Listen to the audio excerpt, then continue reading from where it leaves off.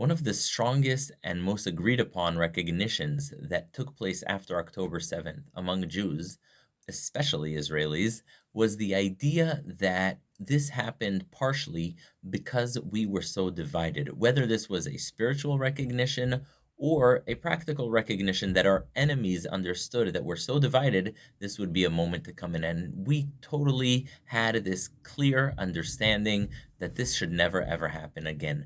And yet, to stand now, a year and a half after October 7th, and have to go back to the same conversations is not the fault of any part of the Jewish people.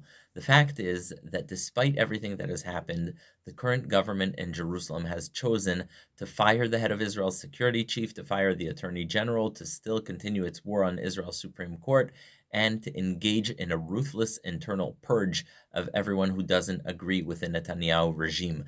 It also happens to be, it all is right after, literally a day after, the prime minister's office is being investigated for getting money from Qatar. Qatar is the sugar daddy of the Muslim Brotherhood terrorist organization, and we've seen their poisonous impact when they give money to universities. We've seen their poisonous impact through the network of Al Jazeera, and the fact that Qatar, the mother of so much evil, has been giving so much money to people in Netanyahu's office is deeply, deeply concerning. The fact that he's firing so many people right after this is deeply, deeply concerning. And so my advice to the Jewish people is at this time, let's not fight with each other. Let's not blame one another. Let's not even debate each other so much. The fact is there's a corrupt individual or a corrupt regime at the top of the Israeli government currently.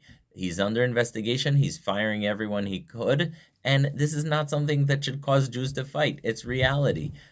This is not a time for conversation on what the scope of Israel's Supreme Court should be. It's not a discussion about what Israel's Attorney General is entitled to do. It's not a left or right discussion, and there's no need for us to be divided. The fact is that a historically unprecedented and unparalleled prime minister, in terms of his corruption, Netanyahu, has chosen to engage in this behavior while 59 hostages are languishing in Gaza, while there are soldiers still fighting, is abominable. It should be addressed.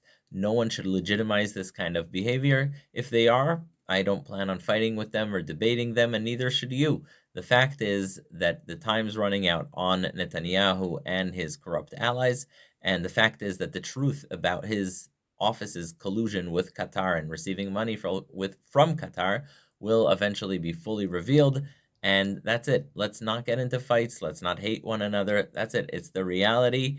It's he is a deeply compromised and morally broken human being, which will be remembered in Jewish history in a very, very, very sad way, which is very sad because his was a historian, and his brother Yoni Netanyahu did amazing things during the Entebbe operation. And so that's it. We don't need to fight with each other. We just need to make sure that he is held accountable, Netanyahu, and there's no reason to justify him. If you see people justifying him, I'm sorry they can't see through this. I'm sorry they can't see through his corruption, and maybe there's a reason that they're standing up for him. Maybe there's something they're getting from his being in power. Either way, I feel sorry for them. You should feel sorry for them too. But really, there's no reason for us to be fighting. There's no reason for the Jewish people to be divided. And God willing, Be'ezrat Hashem, Netzach Yisrael lo yeshaker, the eternity of Israel will not lie, will not be denied. And eventually, Am Yisrael will continue to march on forward, hopefully, once this whole situation is resolved. Most importantly, happy Passover.